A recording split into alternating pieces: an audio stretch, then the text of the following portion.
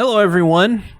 I am not Trademark-S. I don't sound anything like him, obviously, but I was asked to interview Trademark-S, so I came up with 7 questions to ask him, just some very simple questions, so that you guys can get to know him a little bit better as a person and as an artist at the exact same time. Hello, I'm Trademark-S, and I endorse Yeah, all of what has just been said. I guess it is also. I guess it is also important to say that I am personal friends with him. So Yes. get that out of the way before going in. But he does not know any of these questions, and I got to get right into it. How did you start in music, and how did your how you got started in music help you get to where you are now? So, how I got started in music technically is a bit of a long story. So when I was about 7, my mother enrolled me in piano lessons with the lady who played piano at my church, and I did that for like 2 months. I was like, oh my gosh, this is terrible. I don't want to keep on doing this. So we stopped doing it. 6th grade kind of rolls around. So what is it now? I'm probably about 12 years old, 11 years old, and I was auditioning to play trumpet in the concert band. And I like my secondary. I was like, I'll go with percussion. If anybody, if anybody else makes trumpet ahead of me, I got a backup plan. So I didn't end up making trumpet. I got put on percussion because of that piano experience. They thought that I'd be better for keyboard percussion instruments. And like the first couple of years when I was playing drums, I hated it. I was like, I thought that they put me on drums because like I was not musically gifted whatsoever. Like I thought it was because like I couldn't hold a tune in a bucket, like that sort of thing. Right. But over the years, I came to love it. In 8th grade, I started doing jazz band, and we played this song called Bossa Nova, which is actually like it's just named for the musical style that it's in. It was one of those like starter jazz bits. Yeah, like a 12-bar blues kind of thing. Yeah. And I was playing drum set for it. And I had a drum set at home already. I had gotten it. My uncle's actually a drum teacher, and he gave it to my family for free. My first kit. So how old were you at this time? 13 or 14. Pretty young. So I started playing drum set. Around that time, I was going through a lot of depression and stuff. So I started just using all of that energy to put into my music. And like I started doing music, I started doing cooking, I started doing like all kinds of creative stuff just so I could bide my time and kind of work through my mental stuff that was going on. Because I had OCD like since I was about 9 years old, and then I started like getting depressed and stuff like when I was in 7th grade. And music really was an escape for that. So I played drum set and percussion in the symphonic band through high school. And then when I got to 11th grade, I got to wind ensemble, which is graduating up. Basically, you have to audition in. And that meant the world. I started getting more confident. I was bass drum captain in the marching band at this point. Like everything's looking up for me musically, just because I've been working like a lot. Right. And so from there, I started kind of taking it more seriously. I took music theory my senior year of high school kind of for an easy A because my brother took it.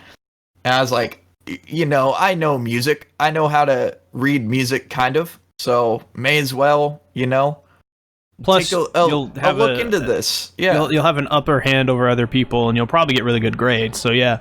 Yeah. Well, it turned out that I didn't know that I had any like sort of gift for it or anything. But like I got into that theory 1 class and I started teaching, like I fell in love with it. I started teaching myself all kinds of theory. And from there I started writing my own like rudimentary piano pieces, and I worked up to marimba pieces and then percussion pieces, and then I wrote a symphony called Travelers that was only about a minute and a half long, based off of a lot of the stuff from the Marvel themes. I was like, that sounds really cool. So I emphasized like an alto saxophone and everything, and you can still find this on YouTube. It's called Travelers by Steve Moran, spelled with a PH. Yeah, I've heard that myself. Yeah, it's one of my first symphonic pieces. But one of my piano pieces actually got noticed by the composition professor at Christopher Newport University. And he reached out, contacted me because I had my stuff in the comments section. I was like, I don't know if I'm going to go to college. My family doesn't have the money to put me through college. And then I ended up getting an audition for the composition department. I went in. It was literally, I was one of 3 spots that was left available for the entire audition process. I went in there. I took the theory test, tested out of theory, and I still took theory so that I would be, with my peers and stuff. I didn't want to have like a better than you attitude or anything like that, because that's not, me, that's not the way that I am. No, it's also not the right mindset to have at all. Yeah, for real. So I went there. I had a giant head. I was this kid with this big ass scholarship coming in for composition, and I got humbled really, really fast as soon as I walked into that, because that was, at the time, that was number 96 in the nation, the Ferguson Center for the Arts, for composition. And I got humbled right away working with those other composers in there. And that's very important, because being humbled is a big part of just in life in general, but especially with music, because the more you're humbled, the more you have that fire, and the better your music is. The work ethic is all there.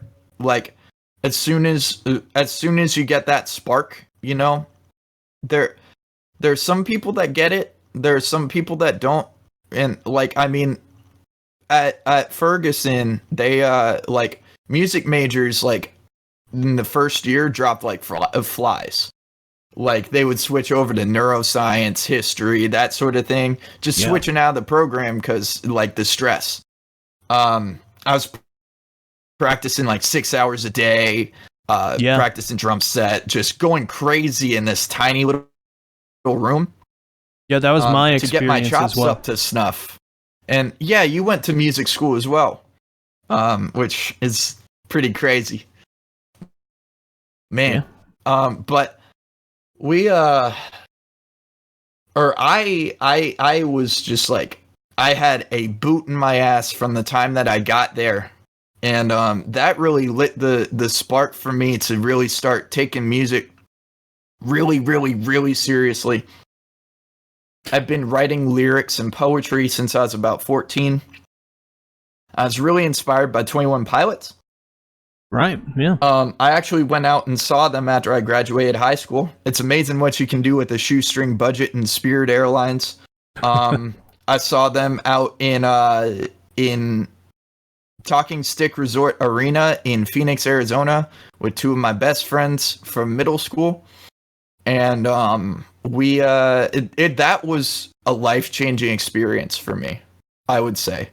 It was on the Emotional Roadshow back in 2016, and like they started the show with Fairly Local, and I was like, oh my sweet lord, like this is incredible. I've been following 21 Pilots since 2013, but that was the real thing that made me want to become a musician, was seeing them live.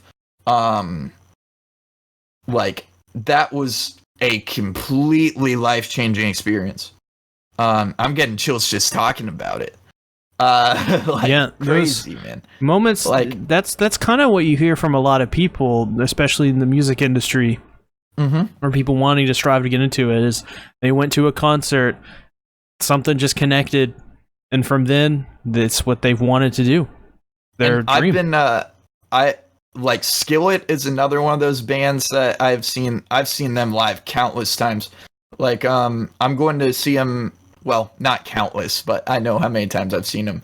I'm going to see them for the 10th time in September at Norva. They're playing Norva, which is in Norfolk.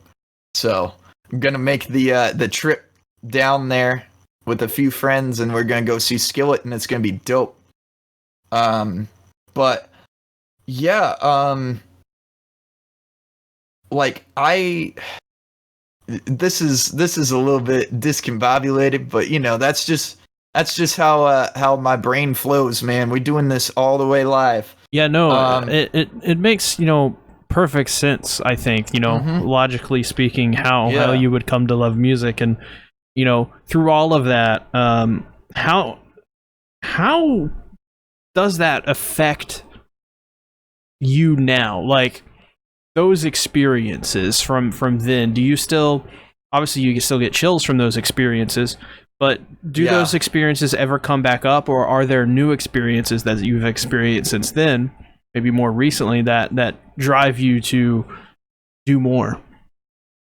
So when I started rapping, I was absolute trash. Okay. As a lot are. the like, I started the Trademark-S project from the ground up. I had been a battle rapper and stuff before, done battle rap tournaments in the Hampton Roads Rap League, shout out. And like I had done stuff like that. I'd been writing since like I had first listened to Rage Against the Machine in 2014. I'd started writing raps. When I was 14 in 2014. Yeah, I think no, that would have been like 2014, I think. I'm 22 now. No, that would have been 2012. Sorry. Math is hard, especially for us dyslexics. Yes. But yeah, I'd say the most humbling experience I've had in music is when for one, it's very personal to me, but when my mother first said that, yo, I really like this song. And like, for the first few months I've been, kind of just showing her, and she'd be giving me feedback like, this stuff is not great yet. But when I got that first good reaction out of her, that's sticking with me forever. I actually wrote about that in my song "A Year of Change." That experience. Yeah, those moments are quite important because your family will always support you, right? They'll always say good things about you, but when they mean it, when it's when it's like, yo, this is actually good.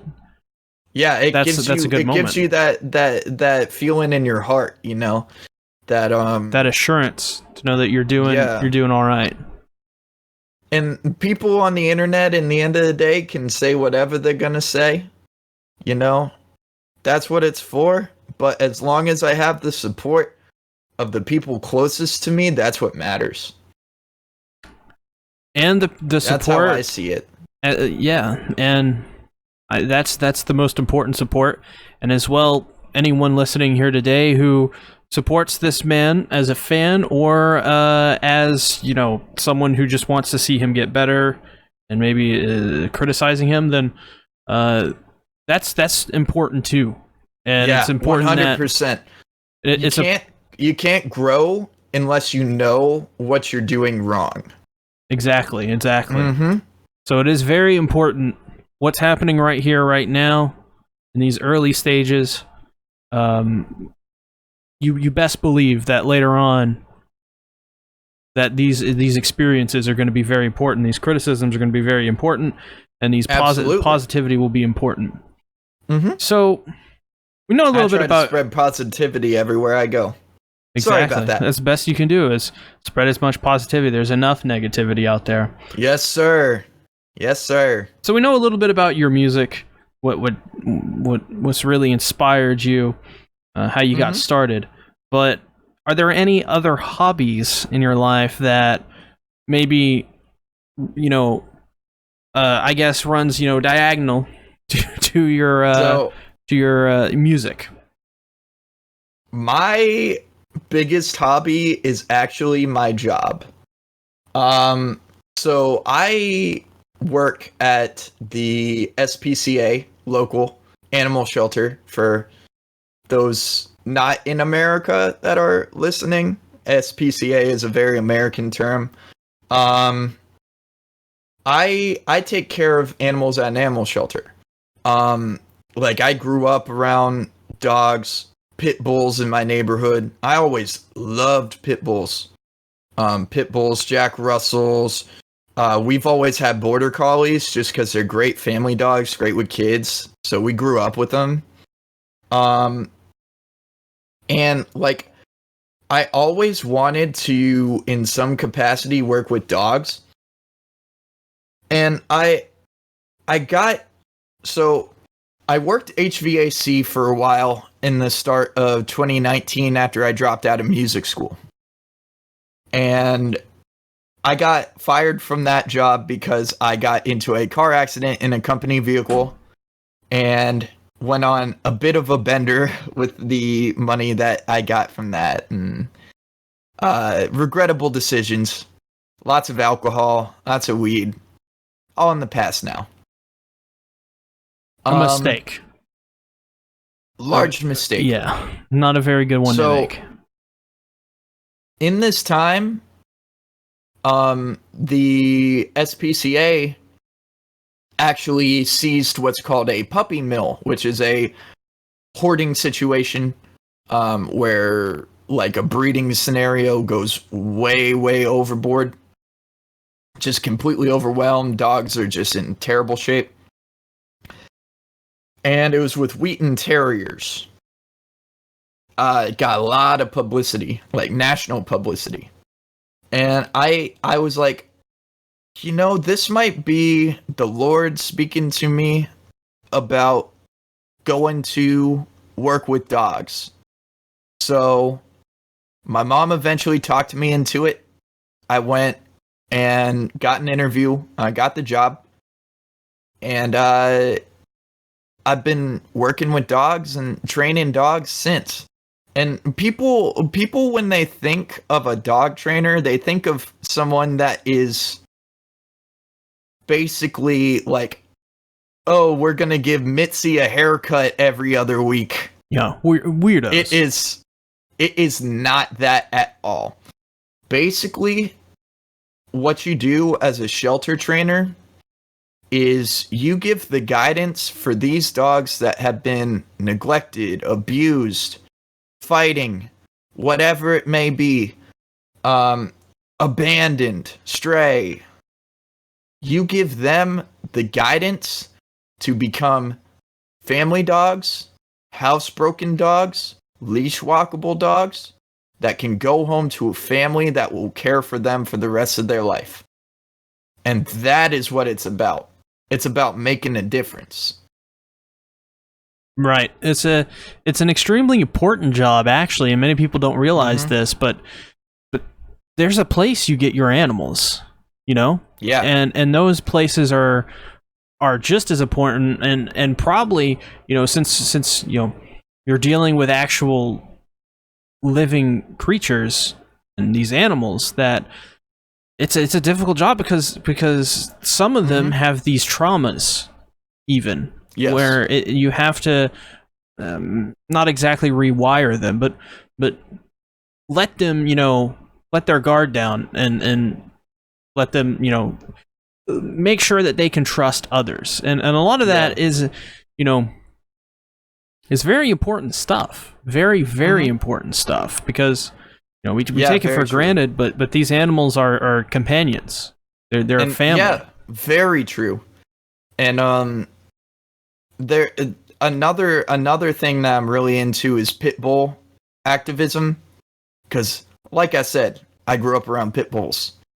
All of my neighbors have pit bulls. It's a very poor community out here in Bealton, and pit bulls are some of the cheapest dogs you can get because, you know, they have a bad stigma to them. I would help train my neighbor's dogs and stuff when I was a kid. Like teach them how to sit, teach them how to paw, like, you know, like the kid stuff. Right. Like, and that transitioned into, I guess, like a passion for it.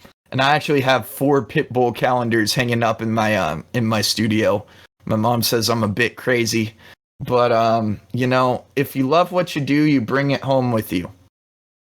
And I have just this passion for the breed of pit bulls that, you know, they get a really bad reputation, but they are great family dogs.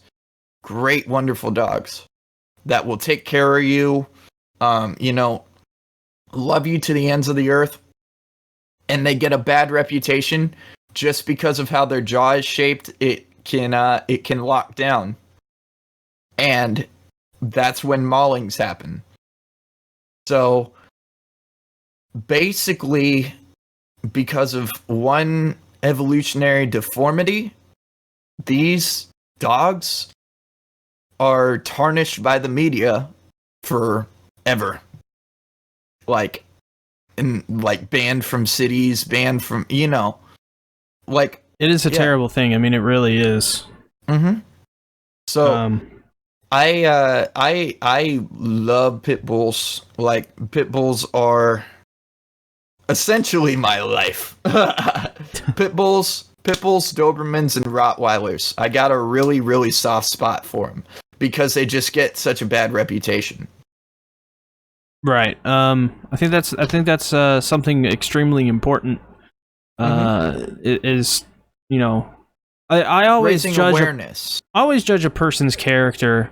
If somebody says they hate animals, immediately I'm like, I can't like associate. I with can't you. speak with you. Yeah, because animals are extremely important to humans. They're essential.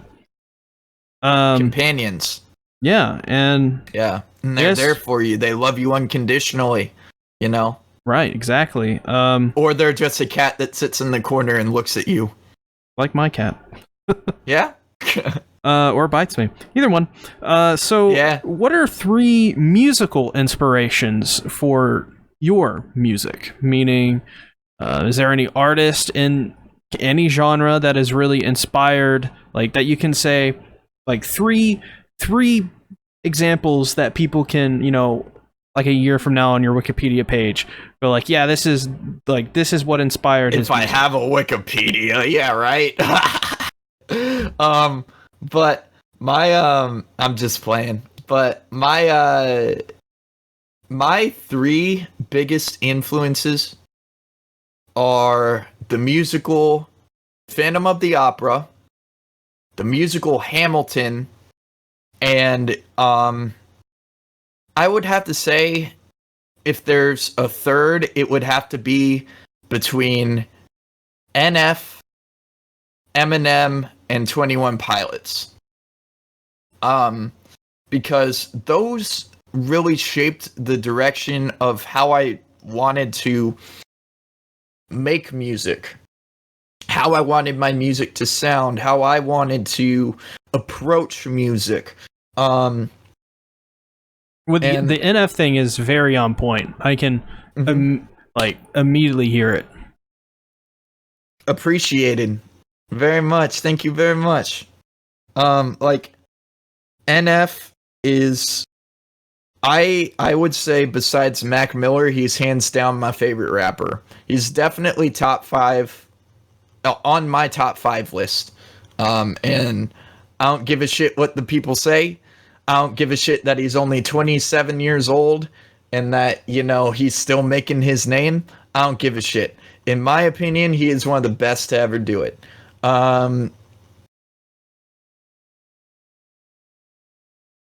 Flack for it. I'm probably gonna catch some flack for it, but I that is my true opinion.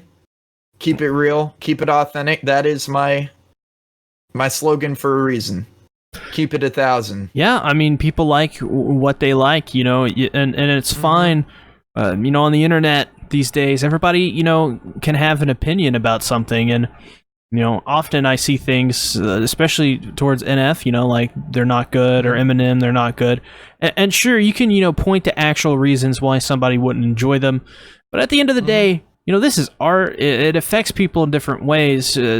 Exactly. The technical sides and the productive sides. What you're saying. It's about what you're saying. It's about the message. And we can. That's how I see it. We can also separate the productive, you know, the technical side and the emotional side as well, and we can still criticize those and balance those out. Exactly. All that comes after the production, the skills, that comes after. First is the message. If you don't have a message, in my opinion, you're not making music. You're making organized sounds, but you're not making music. That's how I see it. Interesting. So, are there is there any comparisons to other artists that you can make? Maybe not, like, you know, 3 inspirations. To myself? Yeah, something that you listen to one of your songs and you go, or a group of your songs, a grouping, and you go, oh wow, you know, this actually kind of sounds like this. This is pretty cool. Harry, I'm talking straight to you right now, dog. So, yes, I had to lean into the mic to say that.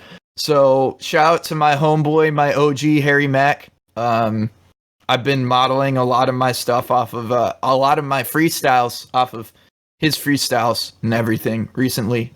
And he actually gives me lessons and stuff, on a weekly. He's a really, really good dude, and he helps me grow and develop as an artist. Very, very positive man. And that mindset's really gone into a lot of my music recently too, because positivity breeds positivity and negativity breeds negativity. So if you surround yourself with people who are positive, you will be overwhelmingly positive, if that makes sense. This is true. Does that make sense? Absolutely 100% true. Okay. I don't know if I'm just rambling, but I have a tendency to ramble from time to time. But I would say, like, if I were to compare to anyone right now, I would probably sound like, if you were to put us side by side, I would say that I sound a good bit like probably what Harry Mack did when he was first starting. A lot of my flow that I use is inspired by Biggie, Nas, just like the old school. Old school is what I gravitate towards, because it's more genuine. Right. It's of a different cloth, of a different exactly. And Empire State of Mind is one of my favorite songs. But literally, like, I give myself like a blended foundation and try to meld all of that stuff into I guess the best way to put it is like a mixing pot. Right.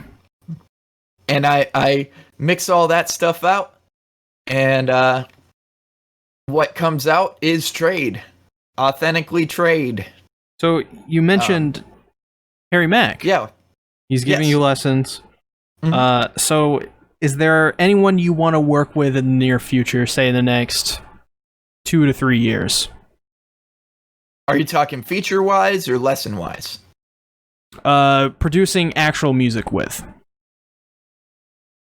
So, if there, I'm guessing this is kind of like a question of if there was anybody you could make music with in the modern scene, who would it be? Is that kind of like It could be what you're getting anyone at here? anyone that you see. You could be famous or whatever, or someone Mhm. down at the very bottom. Is there anybody you got your eye on right now that you're maybe following that you go, Bro, I want to work with this guy?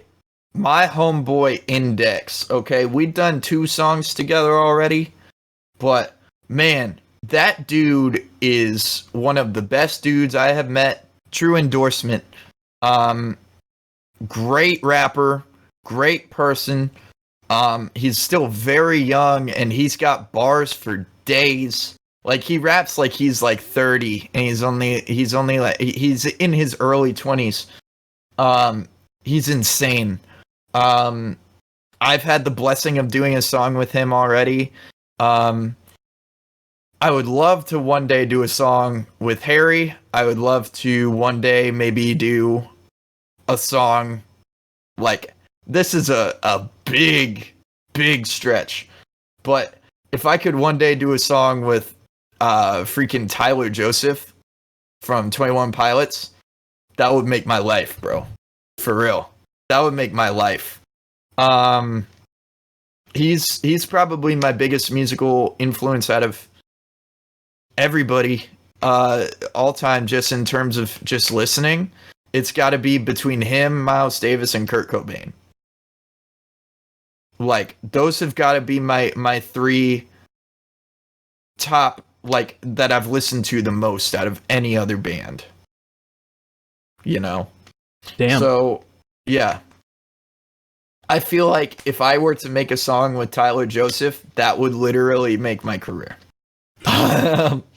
Make my life. Like I said, make my life, bro. At this point, it would literally make your career. Yeah. So Taking steps, bruh. So, Taking steps. What up? Speaking of taking steps, Mhm. what are your current goals for Trademark-S? My current goals are to, well, so that's a bit of a two answer question. So I'm gonna give you 2 answers. So my goal for Trademark-S is to get all of my thoughts out in the most relatable way possible that can help people through depression and mental health struggles. Because personally, you I've spoken on this quite a bit, but on February 20th of 2018, I actually lost one of my best friends in the world, Austin Queen, to suicide. It was 2 days before his 19th birthday. And I didn't want anyone else to go through what I went through with the drugs and the alcohol that really came into being a problem after that. And the depression, the major stuff, the grief. I want to be able to be a bridge to help other people that may be dealing with that or dealing with general depression, and give a very raw and genuine take on that. There's a song on my album coming out July 20th called Evolution. There's a song called Rainy Day Mood Freestyle that Ben here actually played the guitar on. Yeah, I play some instruments on some of these songs. Yes. But Another disclosure there. I wrote that song about the struggles I had with cutting personally after Austin died. And I gave a very raw take on that. So I wanted to use that song as a way to reach out and bridge and let people know that it's okay to not be okay. You're going through a phase and you can make it through. And there's a light at the end of the tunnel. And I just want to creatively express myself in that way and help people. My second goal, is to help raise money for charity. So I'm actually a DistroKid Artist for Change, and I am donating 15% of all my album proceeds for Evolution and for 21 now to the NAACP Legal Defense Fund for people that were taken into jail for one, the protests, the riots, that sort of thing, but for two, for people that are victims of racial profiling, for giving them proper defense. So I'm thinking immediate and long term there, but I want to raise money to make a difference. You know, Trademark is all about making a difference. And I'm doing it in the only way that I know how, with raw, extremely real takes on things. So, yeah, that's how I see. Those are my goals for Trademark, is basically to make a change. I think that's an extremely positive message as well. I think for many people, hearing those things, it's one thing to hear it, but it's another thing to actually do it. So I think a lot of people hear stuff all the time. We're in the information age. Every 5 minutes, there's a new breaking story that's taking away from something else than before. So yeah, it's always good to get these, because these little positive tidbits, they get outweighed by the negativity. exactly. But it's always nice to know that there's always someone out there, you know, doing something, whether it be who genuinely wants to help. Right, someone who's doing a small thing, or someone's doing a big thing, like be it a small donation like you're doing in comparison to, you know, what you make and stuff. And then you have a big donation from people, you know, like John Cena, who are making $1 million donations, which for him is no chump change. So exactly, yeah. But if we can make this message of, you know, Black Lives Matter much stronger by, you know, chipping in, you know, a little bit as we can, and using the platforms that we have to make a difference, then we will make a difference, no matter what. And I think that's very important. So, with that being said, so I want to end on one final question. Now, this is a question that you've probably been asked countless times in your life, but for the people out there, where do you see yourself in 10 years? Where do I see myself in 10 years? Hopefully, I will be making a difference in society. That's all I think I gotta say about that. I mean, it's hard to tell, because life can take very, very crazy turns. But I'm hoping that, you know, in 10 years I'll be settled down, maybe have a kid, have a bunch of freaking pit bulls, and, you know, be making music and try to make a difference. Right. That's where I see myself. So it's very hard to say, you know, where you see yourself in 10 years, but I think, you know, in 2030, that's a very humble thing to want. I am very much a kind of sentimentalist. I'm not about money. I never have been about money. I don't give a single flying fuck if I don't make a single dollar off of music in my entire life. As long as I'm making music, I'm reaching out to people, and I'm making a difference. Right. That point, it's all that matters. Mm-hmm. So, where can they find your next album that's coming out? So, my next album will be available on all stores July 20th, 2020. It will be called Evolution. Drops at midnight. And it's going to be litty. Everything is produced professionally by the one and only Poltergeist. Shout out. And it's gonna be a great piece of art. We're not going for a direction of strictly hip hop. We are going a direction of art. And that is what's going to set this album apart. And, you know, I'm hoping that in the same vein, I'll be able to donate a good chunk of money to the NAACP. Right. So, So thanks everybody for watching this interview. If you watched the whole thing, we greatly appreciate it. If you don't mind, go click on some of his other music videos and music and check it out. See if you enjoyed it. If you don't, leave some nice, helpful criticisms. If you do, leave some criticisms. They're all helpful anyways. Nope. All of them. Each and every single one. And I see it and I read it. Each and every single comment. So we appreciate you. Thank you for watching. And as always, keep it positive and have a nice day. Have a wonderful day.